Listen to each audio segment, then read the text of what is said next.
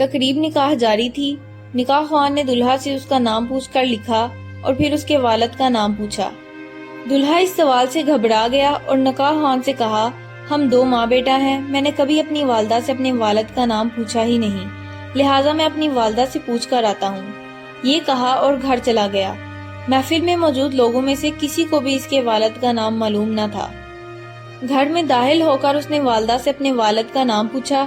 والدہ بھی گھبرا گئی اور گمسم خاموش۔ دلہا نے کئی بار اپنی والدہ سے پوچھا اور آخرکار شدید طیش میں آ گیا اور غصے میں اپنی ماں سے نہ جانے کیا کیا اول فول بکتا رہا۔ گھر میں جمع تمام عورتیں بھی خاموشی سے ماں بیٹے کا مکالمہ سنتی رہیں اور حیران تھی کہ آج تک یہ سوال کرنے کا خیال ہمیں کیوں نہیں آیا، جبکہ ماں بیٹے کی زندگی اسی محلے میں گزری ہے۔ یہ چھوٹا سا تھا جب سے ہم ان دونوں کو اپنی گلی میں اسی مکان میں دیکھ رہے ہیں۔ اس عورت نے شاید اپنے بچے کو اسکول بھی اسی لیے داخل نہیں کروایا کہ اس کے باپ کا نام تو جانتی نہیں۔ اچانک اس نے اپنی ماں سے کہا، اگر تم مجھے میرے باپ کا نام نہیں بتا سکتی تو اس شرمندگی سے بہتر ہے میں خودکشی کر لوں۔ جیسے ہی ماں نے بیٹے کے یہ الفاظ سنے تو تڑپ اٹھی اور بھاگ کر اسے روکا اور کہا، میری بات سن لو، پھر جو جی میں آئے کر لینا۔ چند عورتیں آگے بڑھی اور جوان کو اپنے اقدام سے روک لیا کہ پہلے اس کی بات تو سنو۔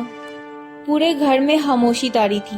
سبھی اس عورت کے لب ہلنے کے منتظر تھے کہ وہ گویا ہوئی۔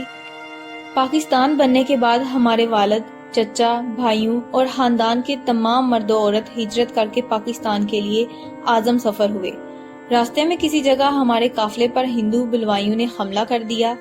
ہمارے مرد جان توڑ کر لڑے، لیکن ان کی تعداد اور اسلحہ کی وجہ سے ہماری حفاظت نہ کر سکے اور سب شہید ہو گئے۔ لڑائی کے دوران میرے والد نے رات کے اندھیرے کا فائدہ اٹھا کر ہم عورتوں کو نکالنا چاہا، لیکن میرے علاوہ کسی کو بھی بچانے میں کامیاب نہ ہو سکے۔ میرے خاندان کی باقی عورتوں کا کیا حال ہوا میں نہیں جانتی۔ مردوں اور عورتوں میں سے کوئی زندہ بچا بھی یا نہیں مجھے کچھ پتا نہیں۔ وہاں سے بھاگنے کے بعد میں انتہائی خوفزدہ حالت میں دن تو چھپ کر گزار دیتی اور رات کو اللہ کا نام لے کر اس راستے پر چل پڑتی جو روانگی سے پہلے ہمارے مرد حضرات آپس میں تذکرہ کرتے رہتے تھے۔ ایک دن دوران سفر میں نے کسی جگہ پہ ایک بچے کے رونے کی آواز سنی۔ آگے جا کر دیکھا تو کئی لاشوں کے درمیان ایک شیر خوار بچہ پڑا ہوا تھا۔ میں نے اسے اٹھا لیا، سینے سے لگائے، سفر کرتی آخرکار پاکستان پہنچ گئی۔ مہاجر کیمپوں میں کسی جگہ بھی مجھے اپنے خاندان کا کوئی فرد نظر نہ آیا اور یوں میری دنیا صرف میرے اور اس بچے تک محدود رہ گئی۔ میری عمر کم تھی اور ابھی میری شادی بھی نہ ہوئی تھی۔ اپنی باقی زندگی میں نے اس بچے کی خاطر تنہا ہی گزار دی اور آج وہ بچہ میرے سامنے کھڑا ہے۔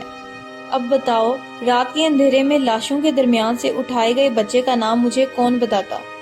ماں کی بات مکمل ہونے تک ہر آنکھ اشک بار تھی اور وہ بیٹا جو کچھ دیر پہلے ماں کو جلی کٹی سنا رہا تھا، حیرت اور ممنونیت کا پہاڑ بنا کھڑا تھا۔ پھر شرمندگی کے ساتھ آگے بڑھا اور اس عورت کے احسانات کا بوجھ اٹھائے اس کے قدموں میں گر گیا۔ جس بھائی نے مجھے یہ واقعہ سنایا تھا، ان کا دعویٰ تھا کہ وہ اس تقریب میں موجود تھے اور اس کے عینی شاہد ہیں۔ آج جب میں نوجوان نسل کو آزادی کی حیرت انگیز خوشیاں مناتے ہوئے دیکھتا ہوں تو مجھے وہ ماں اور اس جیسی قربان ہونے والی لاکھوں جانیں یاد آ جاتی ہیں جو اپنی محنت کی کمائی دیکھے بغیر اس دنیا سے چلی گئیں۔ اللہ کریم ہمیں تحریک پاکستان میں قربان ہونے والی ان لاکھوں قربانیوں اور ان کے ثمر پاکستان کی قدر کرنے کی توفیق عطا فرمائے، آمین۔